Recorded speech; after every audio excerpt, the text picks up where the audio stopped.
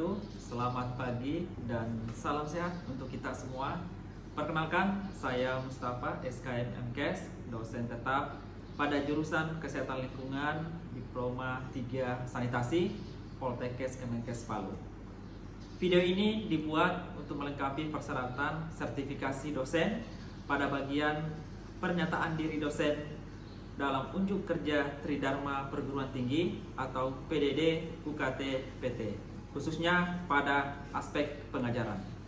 Pada kesempatan ini, saya akan menjelaskan pelaksanaan pembelajaran pada salah satu mata kuliah yang saya ampuh, yaitu mata kuliah penyehatan udara. Mata kuliah penyehatan udara merupakan mata kuliah yang dilaksanakan pada semester 2 program studi D3 Sanitasi. Mata kuliah ini memiliki bobot 3 SKS praktik. Mata kuliah penyehatan udara membahas tentang atmosfer dan meteorologi, sumber pencemaran serta mekanisme pencemaran udara. Kemudian dampak pencemaran udara terhadap kesehatan. Kemudian pemeriksaan hasil baku mutu dan indeks standar pencemaran udara.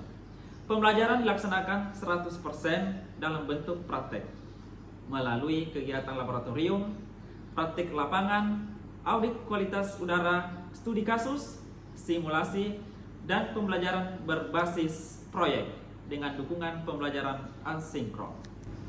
Dalam melaksanakan proses pembelajaran, saya mengacu pada capaian pembelajaran lulusan program studi yang dibebankan pada mata kuliah penyehatan udara. Capaian pembelajaran lulusan tersebut terdiri atas 3 capaian pertama. CPL 1 dengan bobot 25%, yaitu lulusan mampu melaksanakan program pelayanan sanitasi lingkungan yang dilandasi etika profesi. Kedua, CPL 3 dengan bobot 50%, yaitu lulusan mampu menggunakan ilmu pengetahuan dan teknologi di bidang sanitasi lingkungan. Ketiga, CPL 4 dengan bobot 25%, yaitu lulusan mampu menyusun laporan dan bidang sanitasi lingkungan. Dalam capaian pembelajaran mata kuliah atau CPMK, capaian pembelajaran mata kuliah penyehatan udara terdiri atas 4 kemampuan utama. Pertama, mahasiswa mampu menganalisis konsep atmosfer, sumber dan mekanisme pencemaran udara, jalur pajanan, serta dampaknya terhadap kesehatan, khususnya sistem kardiovaskuler secara ilmiah dan bertanggung jawab. Kedua, mahasiswa mampu melaksanakan pemeriksaan parameter fisik, kimia, dan mikrobiologi udara, ambien, udara ruang, serta lingkungan kerja dengan menggunakan alat, metode, dan prosedur keselamatan dan kesehatan kerja yang tepat.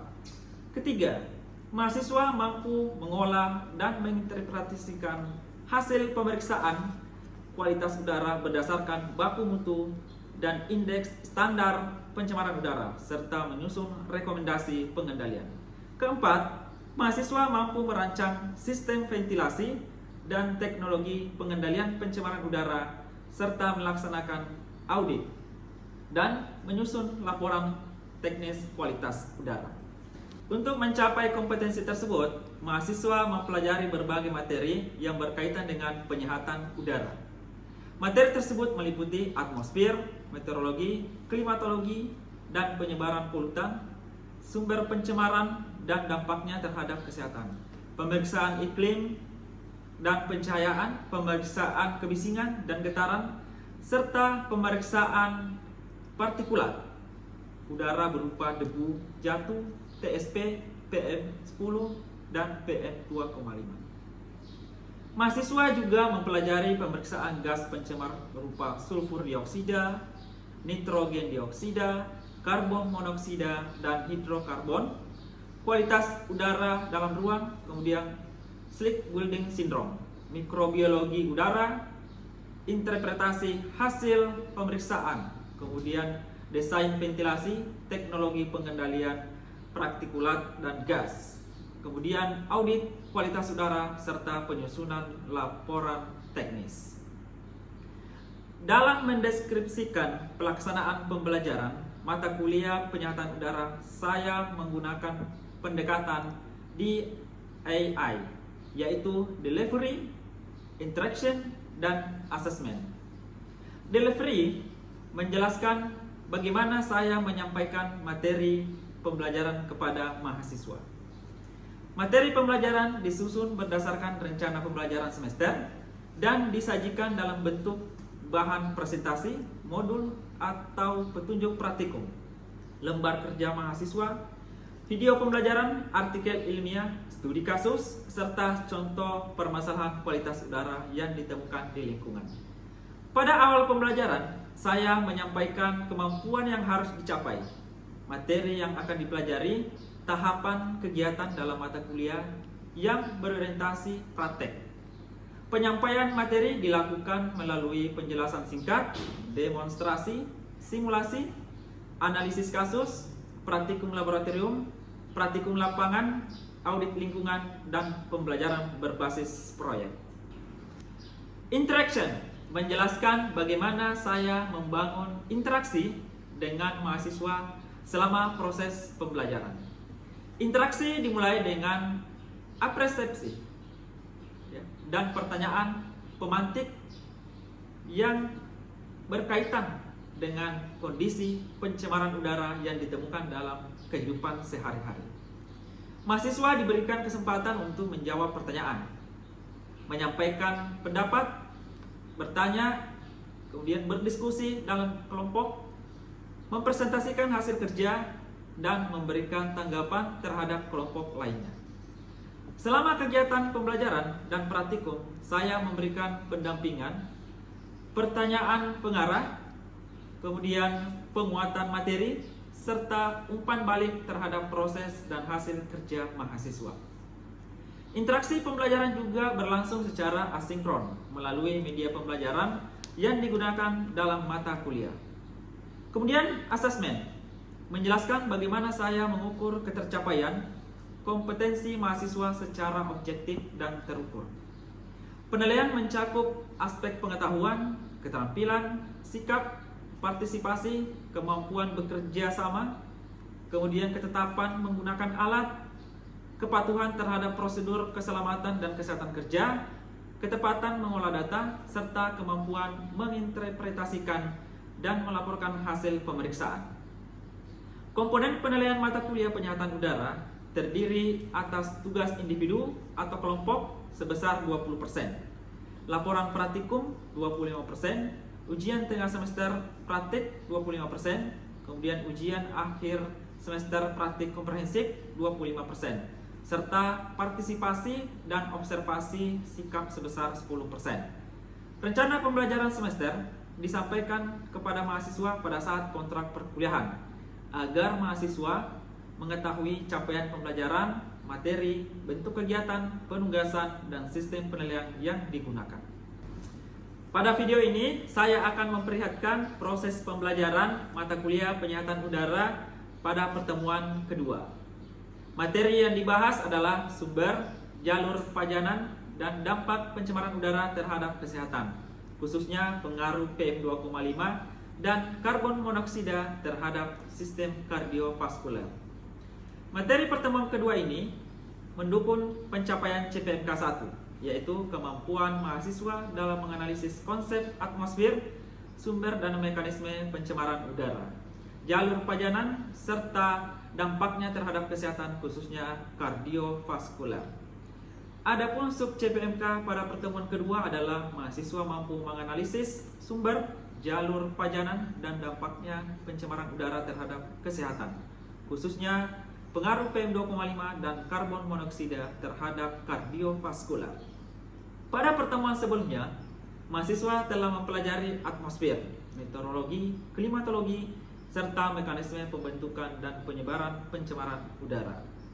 Pengetahuan tersebut menjadi dasar untuk memahami bagaimana polutan dilepaskan dari suatu sumber, menyebar melalui udara, mencapai manusia, masuk ke dalam tubuh, dan menimbulkan dampak terhadap kesehatan. Pokok materi yang dibahas pada pertemuan kedua meliputi sumber pencemaran udara bergerak dan tidak bergerak, jenis polutan yang dihasilkan, jalur pajanan, pendekatan short pathway reseptor, serta dampak PM2,5 dan karbon monoksida terhadap pembuluh darah dan jantung.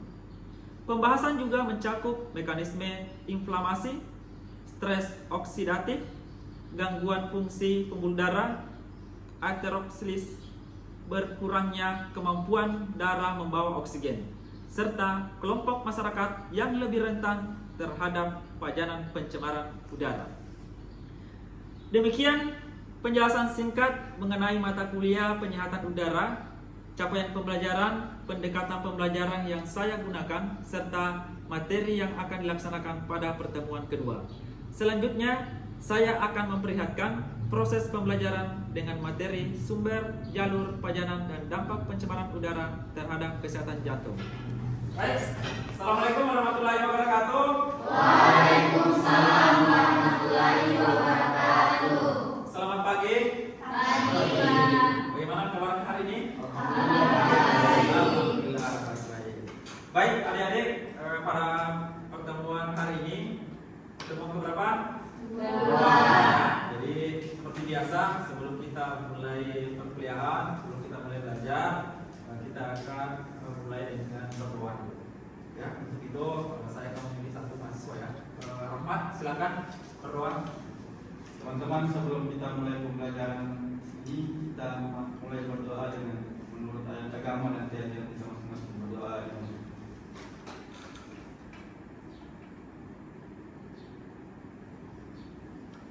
Doa selesai. Baik, alhamdulillah. Baik, adik-adik, pada pertemuan sebelumnya kita sudah membahas apa saja. Jadi saya akan merefleksi ini ya, merefleksi materi sebelumnya. Ada yang masih ingat materi sebelumnya? Ya, tentang atmosfer, meteorologi, klimatologi, faktor cuaca yang mempengaruhi pencemaran udara. Oke. Ada yang masih ingat pengertian atmosfer? Ya, silakan. Masuk. Atmosfer adalah lapisan gas yang menyelimuti bumi, Ya. dan dipertahankan oleh gaya gravitasi.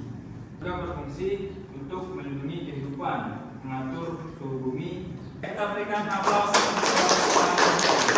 Jadi, oke, temannya tadi sudah menjelaskan pengertian atmosfer. Nah, sekarang saya mau bertanya lagi. Ini masih terkait dengan atmosfer.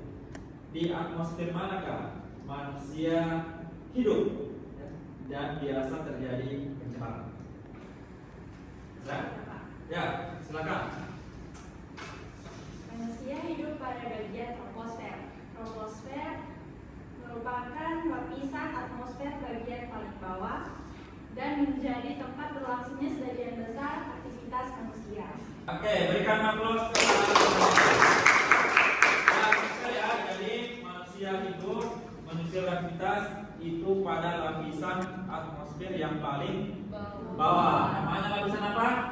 Troposfer. Oke. Baik, adik-adik, kita sudah merefleksi pertemuan pertama.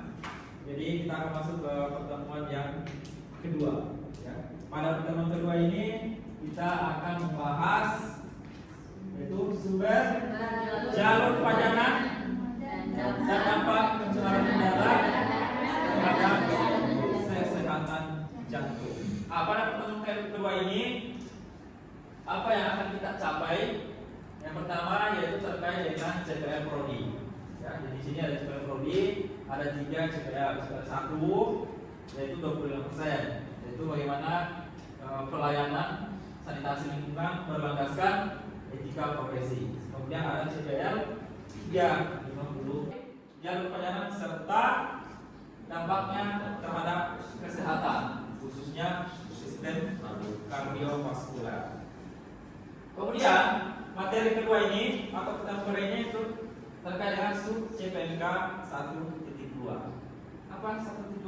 Yaitu menganalisis sumber, jalur pajanan, dan dampak pencemaran udara terhadap kesehatan, khususnya pengaruh PM 2,5 dan CO karbon monoksida terhadap kesehatan jantung. Oke, pada pertemuan kedua ini ya ada 5 tahap yang akan kita lewati. Yang persepsi, yaitu nanti menghubungkan fenomena pencemaran udara yang ada di sekitar kita atau di sekitar kalian, kemudian bagaimana resikonya terhadap kesehatan.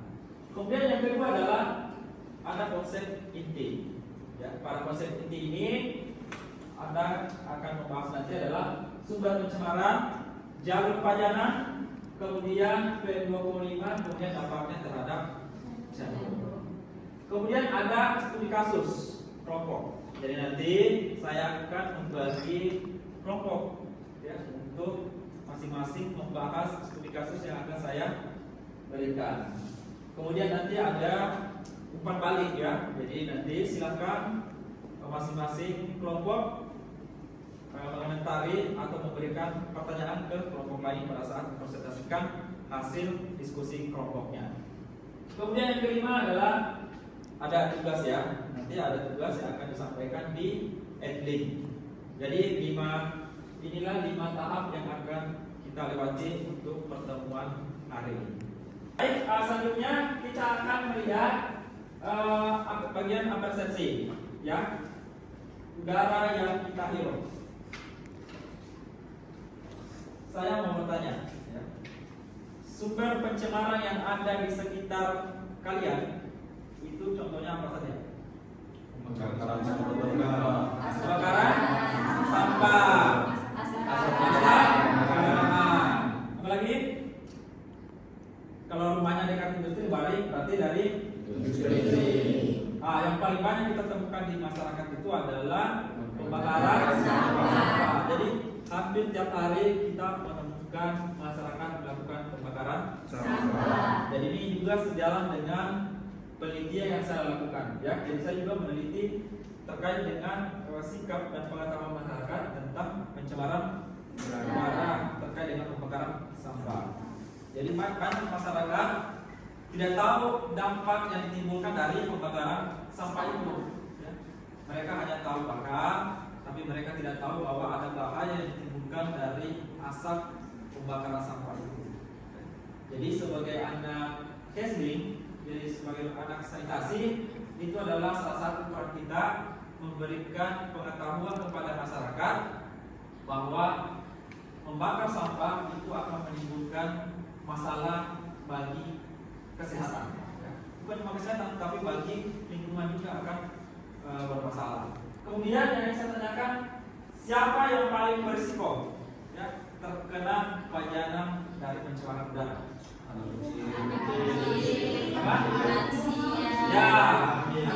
Anak kecil, lansia, hamil, apalagi masyarakat atau orang tua yang sudah ada penyakit bawaan terkait dengan pernapasan, asma, jantung, itu akan lebih berisiko lagi untuk penyakitnya lebih parah akibat pencemaran udara. Maka terhirup oleh manusia lewat saluran pernapasan.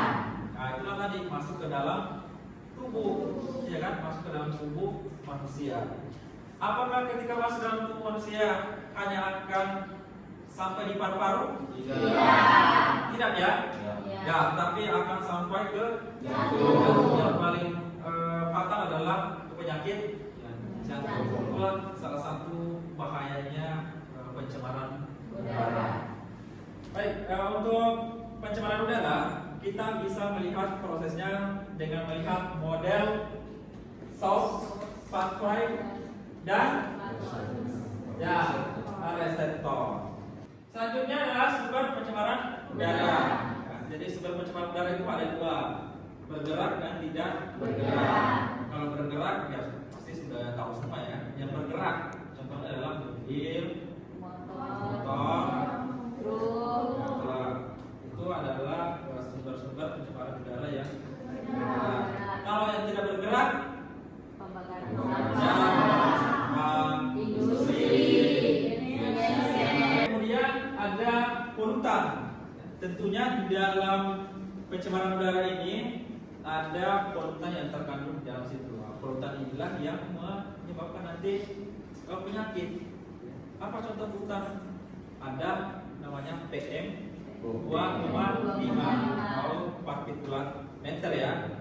Bukan cuma PM2,5, jadi ada PM10, ada PM2,5, ada PM1, ada PM0,1. Dan ini tidak bisa dilihat secara kasat mata. Kemudian, ini tadi bagaimana jalur masuknya polutan ke dalam tubuh. Jadi ketika masyarakat melakukan contohnya pembakaran sampah, pembakaran ini kan mengeluarkan asap. Asapnya ini ke udara kan? Dan pembakaran ini kan tidak hanya berputar di dalam rumah itu, ya kan? Ini akan terbawa oleh angin. Itulah ya. Kemudian ketika terbawa oleh angin, itulah akan masuk ke dalam tubuh manusia lewat saluran atau biasa dikenal dengan inhalasi. Ini saya akan memberikan tugas kelompok ya. Jadi nanti akan dibagi kelompok. Saya akan membagi 4 kelompok. Jadi nanti saya akan memberikan kasus terkait pencemaran udara. Jadi nanti setiap kelompok akan mendapatkan kasus yang berbeda. Jadi nanti silakan setiap kelompok memecahkan kasus tersebut yang saya berikan. Ya. Jadi sebelum saya membagi kelompoknya, kita akan melihat bagaimana cara kerja nanti pada saat Anda diberikan kasus kelompok ya. Jadi yang pertama Anda akan membaca skenario ya. Skenario kasus kelompok yang saya berikan. Jadi nanti silakan dibaca baik-baik, kemudian didiskusikan dengan teman-temannya. Kemudian yang kedua adalah mengidentifikasi. Ya, tadi apa? Source.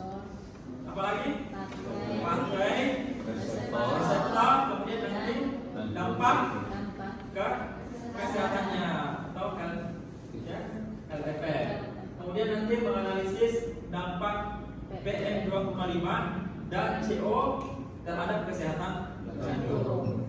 Setelah itu Anda menyusun rekomendasi ya. Jadi Anda memberikan rekomendasi awal bagaimana kira-kira ketika mendapat kasus yang Anda dapatkan, bagaimana mengatasinya ya. Kemudian yang terakhir adalah Anda akan mempresentasikan hasil diskusi kelompok Anda terhadap studi kasus yang Anda bahas. Jadi nanti kelompok lain akan memberikan pertanyaan ya, atau memberikan komentar. Ada 4 aspek yang akan dinilai ya. Yang pertama, aspek analisis dan sumber polutan ya. Kemudian berapa bobot nilainya, yaitu 25%. Kemudian aspek yang kedua adalah diagram pajanan, yaitu bobot nilainya adalah 25% juga. Dampak kesehatan bobotnya juga 25%. Oke, sekarang saya sudah menentukan kelompoknya ya. Jadi silakan sekarang Anda mengerjakan tugas studi kasus yang saya sudah berikan. Waktunya 15 menit ya. Silakan dikerjakan.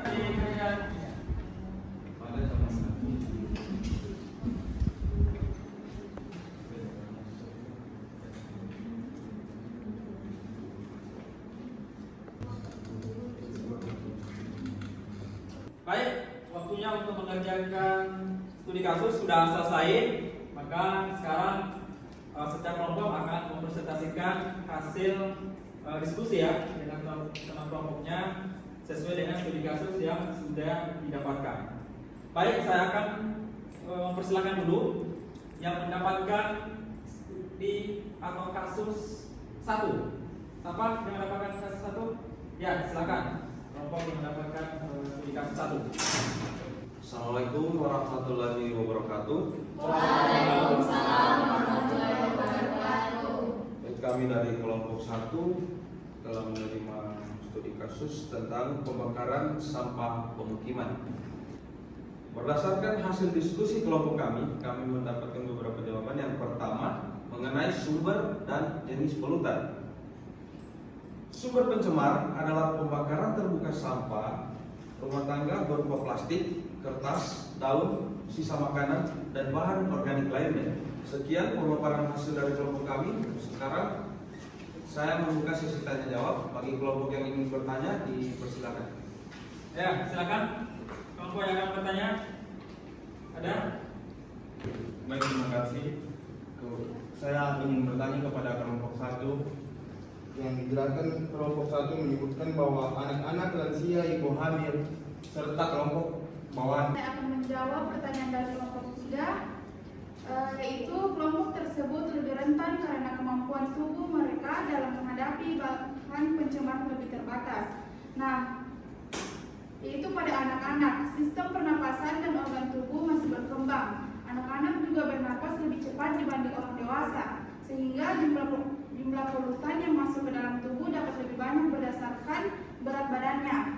Tadi semua kelompok sudah mempresentasikan hasil studi kasusnya, ya, dan semua penampilan kelompok sangat luar biasa. Kita tepuk tangan untuk semua dulu. Sebelum kita mengakhiri pertemuan pada hari ini, akan ada tugas ya yang akan saya berikan. Nanti silakan diakses di adlinknya ya. Jadi tugasnya itu lewat adlink. Kesimpulan yang bisa kita ambil dari pertemuan kedua ini, yang pertama adalah pencemaran udara dimulai dari sumber, ya, dari sumbernya. Ada dua tadi ya, sumber bergerak dan sumber tidak bergerak. Oke, sebelum saya mengakhiri pertemuan pada hari ini, silakan melakukan absensi dengan merekam barcode ya yang ada di layar. Silakan direkam untuk mengisi tanda kehadiran Anda pada pertemuan pada hari ini. Oke, terima kasih semuanya sudah melakukan absensi. Pada pertemuan hari ini saya mohon maaf jika dalam presentasi ada kata-kata yang kurang baik kepada adik-adik, mohon dimaafkan. Jadi sebelum kita mengakhiri perkuliahan ini, agar materi yang kita dapatkan pada hari ini ada manfaatnya untuk Anda, terutama untuk saya juga. Marilah kita menutup pertemuan pada hari ini dengan baca doa.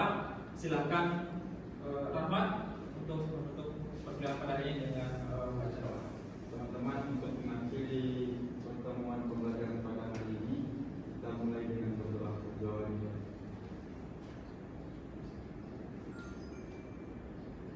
Doa selesai. Baik, terima kasih. Wassalamualaikum warahmatullahi wabarakatuh. Waalaikumsalam warahmatullahi wabarakatuh. Ketemu lagi di pertemuan berikutnya. Terima kasih, Pak.